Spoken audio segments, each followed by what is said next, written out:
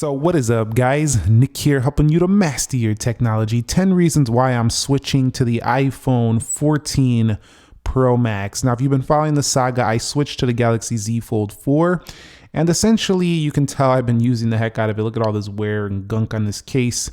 But I've actually switched back to iPhone into the 14 Pro Max, and there's several reasons why. And while I do think Samsung's definitely innovating hardcore over Apple, definitely making something that's arguably better and different than the iPhone, there's just a few reasons why I'm drawn to the iPhone 14 Pro Max, and let me explain them here. The first one is the space black, specifically the colorway. I know it sounds silly, you're picking a phone just for the color. Yeah, because Apple hasn't done a black type of iPhone since the jet black iPhone 7 Plus, and that was one of my favorite iPhones Apple ever created. Yes, the back is gray, and I still want to see them do a more black phone. I think the Phantom Black from Samsung, like the S21 Ultra, S22 Ultra, is still a better colorway. But finally having it here for the iPhone, especially on the edges, is pretty sweet. I typically like black watches or watches with black cases on them, black bands. I'm really into those colors. They're stealthy. I really like them these days. I'm not saying it'll always be that way, but I definitely really love the black colorways for this iPhone 14 Pro and Pro Max. So that's my first reason. My second reason is the dynamic island. So I'm going to tell you, it's not like the only reason to buy this phone, but Android's doing different things. The Android manufacturers with foldable phones, flipping phones, going back in the day with the flip stuff. But at the same time, we haven't anything really different from Apple in a while. And now we do. We have the dynamic island. So if you're playing music or anything like that, you'll be able to interact with this thing up here. You get phone calls. You'll be able to go ahead and interact with something. So I just like interacting with something new. And because I've tried folding phones before, this is a little bit more new feeling, at least right now. This will probably trick over in all Apple products as usually how it goes. And eventually it won't be as new anymore. We'll be looking for something else new. But for now, I'm really enjoying the newer Dynamic Island feature set. Like I say, I still think it's distracting for video. It's not as good as a notch when it comes to distraction wise, but I still like using the new software. The next one is the battery life. I have not found a phone on the Android side that beats the Max iPhones. Yes, they are close, and in some areas, the iPhone 14 Pro Max can get annoying. Like I had to find my battery drain the other day. At the same time, their phones, these iPhone 14 Pro Max and the Plus even better, these phones just last and last and last. And it's hard to beat these phones. I have not tried an Android phone in the flagship area that has beat the iPhone Max devices lately. So definitely, I miss the battery every time I come here.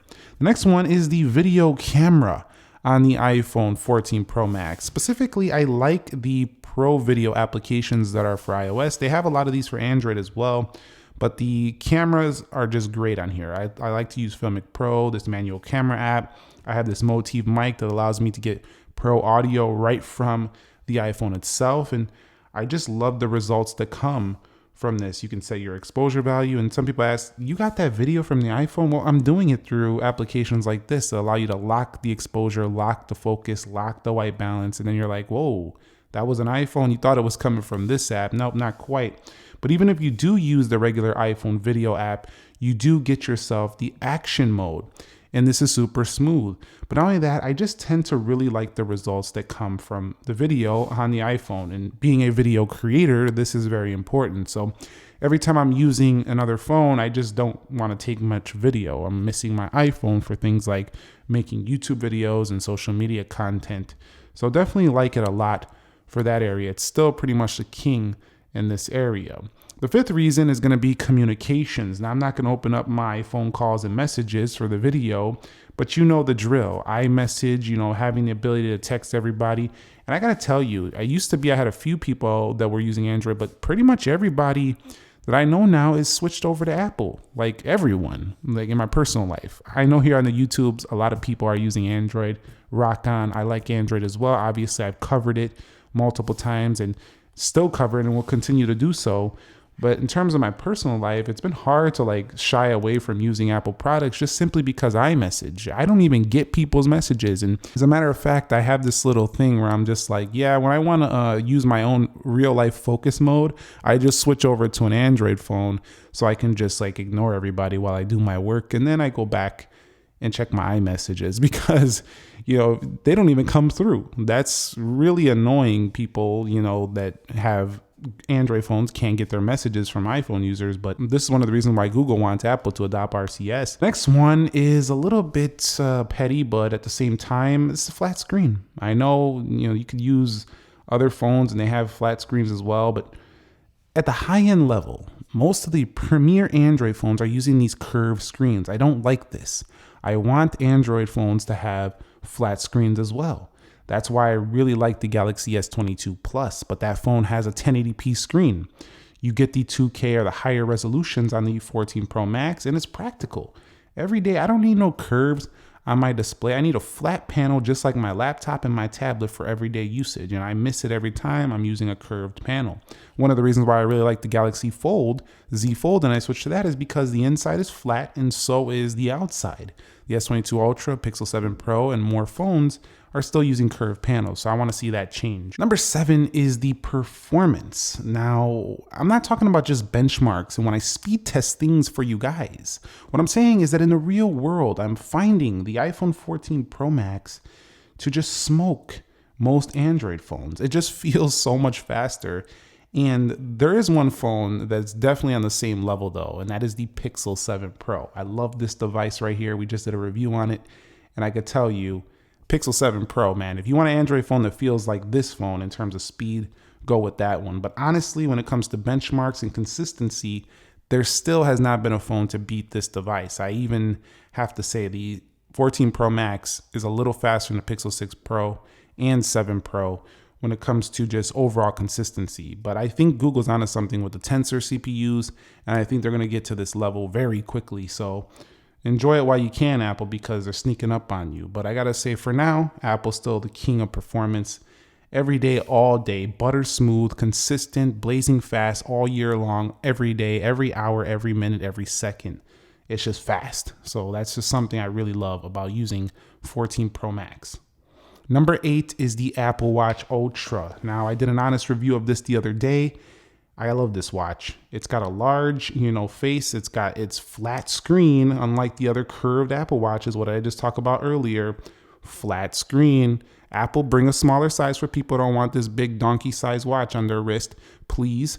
But overall, this watch for me fits perfect on my wrist, and I gotta say, I just love the flat screen. It makes it more usable as a smartwatch because you don't need no random curves messing up your typing and stuff like that. I just gotta say, it's easy to click icons on this watch. Love the battery life, love the Apple Watch Ultra. One of my favorite products launched this year by Apple, finally changing something in the Apple Watch lineup, giving the same thing year after year after year after year. The Apple Watch Ultra feels different, and I love that. So yeah, that's number 8. You know why? Because I got to use an iPhone to connect with my Apple Watch Ultra. So that's one of the reasons I'm switching back. Number 9 is the ecosystem of products. So when I want to use my AirPods Pro 2, I could just pop these open. They will connect right there to the iPhone. I go in my living room. I got my Apple TV. I can just use the remote right here to turn on the Apple TV. If I want to airdrop something, I just airdrop it to my Mac. I throw on my AirPods Max. I want to edit a video. I just edit a video.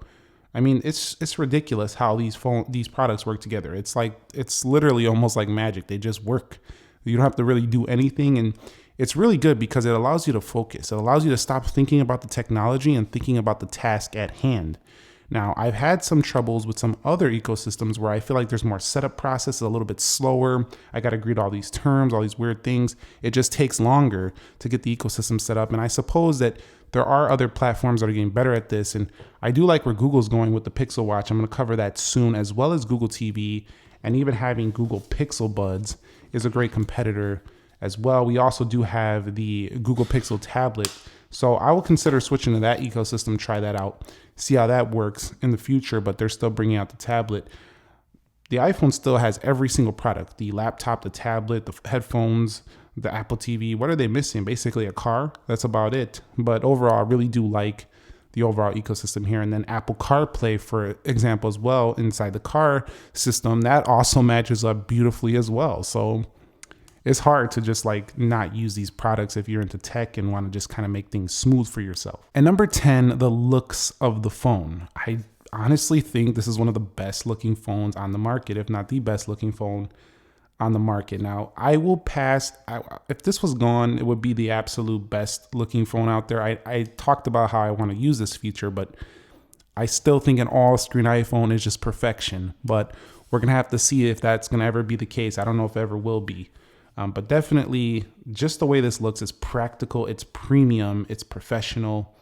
It's just gorgeous. It's a gorgeous piece of tech, and it feels extremely premium. It feels like the price you paid, and that's something you have to do if you're going to be asking $1,100 for a phone. So that's about it. The iPhone 14 Pro Max. You can tell I'm definitely loving this phone right here. I do think you can skip it if you have the 13 Pro Max. If you have a 12 Pro Max, you could even consider skipping it if you want to wait just 11 more months to get the better 15 Pro Max.